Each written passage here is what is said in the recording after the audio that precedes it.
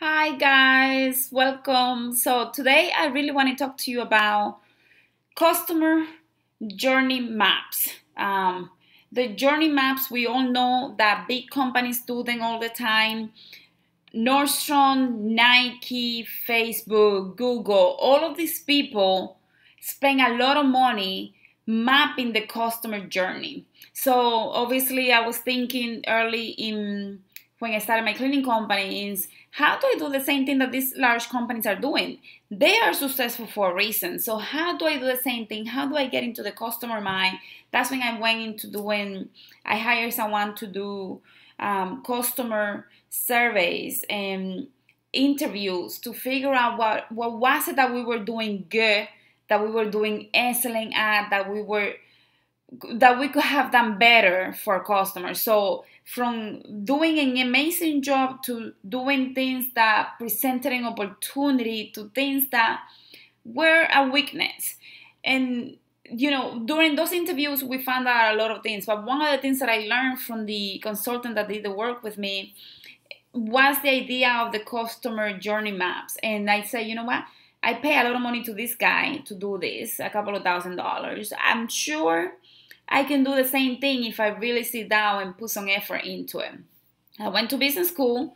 What would be the difference? So I decided to do a lot of the customer journey maps myself. And one of the things I did was to pick one target and then get better at it, then pick number 2 and number 3 and so on. So don't start with 5 targets. Start with one and understand really clearly what is it that the customer is looking for so you can be good at it. So one of the things that I say, okay, so we all know you can find this online. Just Google journey maps and you'll find a lot of different templates. I customize this one to my liking so I can use it, obviously, because if I don't use it, then it's worthless. So the first thing is you got to pick your segment. What is your segment in the market? For example, this one could be residential, it could be commercial. You can do really whatever you want. You can customize it to whatever you need. Then you got to think about before the customer Googles or they do a Yahoo search or whatever, however it is that they're going to find your company. Before that, they have to be thinking in their mind that they have a problem that they need to be fixed. What is that problem? This is when you start thinking about this. Before the customer starts looking for a cleaning company to come help them, they have to recognize that they have a problem. And then the way that you figure out what the problem is you could do a Google Trend search. Figure out how many people in your market, in your local market, are searching for cleaning service. What are they searching for? What are the long tail keywords that they're searching for? Are they looking for main service in the Texas area or more specifically in the Houston area? Or are they searching for cleaning company in Boston that specializes in laundry services? Whatever that may be, you need to figure out what the Google Trends are for your local market by doing a simple Google Trend search. Then you have to figure out, in the customer mind, what is it that they're trying to fix? Those are very different things. Depending on what they're trying to fix, are they trying to find more time because they have a newborn? So you may be looking for customers that are specifically new parents. And how does that look to them in their mind? What is it that they're trying to fix? Are they trying to have more time to be with the baby? Are they trying to find more time because they're not sleeping at night? Are they trying to find more time because they have a full time and they have a new baby? So all of these things could be customized so you can say, okay, I'm going to write a blog post about how new parents can save time if they hire a cleaning company. Obviously, you got to make it long, so you're not going to make one paragraph or one sentence blog post. That would be more like a social media post.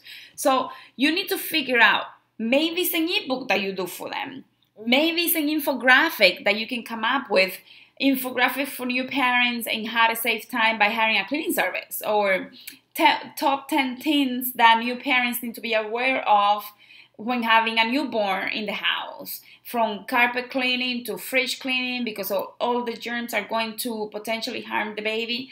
Whatever it may be, you just need to figure out how you're going to write content that will speak to your direct target market. Whether it is an e-guide, an infographic, a social media post, whether it is, it could even be a LinkedIn article, it could be a white paper, it could be a webinar. You could go crazy with this. You just gotta make sure that it's something that you could do not easy, but that you could do fairly easy, and that is consistent with your brand, that is easy to share, that is easy for your customers to find. Google loves it. Google loves it when they see new content on your website. So you just gotta make sure that you're writing with your customer in mind.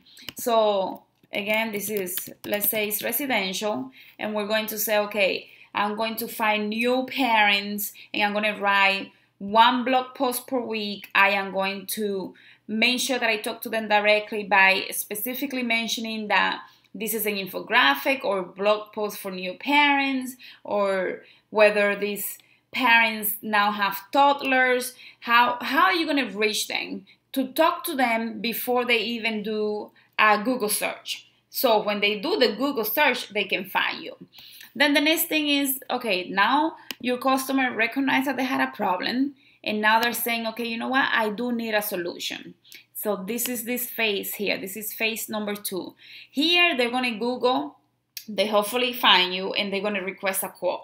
Then the next thing is, what type of content can you customize to fit your customer needs at this point? So they submitted a quote request. Your office or yourself are going to follow up with them. You're going to make sure that there is something very specific that mentions whether they found you on a landing page, if you have a landing page for that specific social media post, or for that specific e-guide, whatever it is, you need to make sure that you have a way of tracking how they find you. Or you can specifically ask, can I ask you how you find us? And if they say, I have a newborn, well, maybe you can put 2 and 2 together and figure out, okay, they have a newborn. We just did this ad, so now I know that potentially they can find me through this ad. If they don't know, don't go crazy about it. There is always a way to figure out things.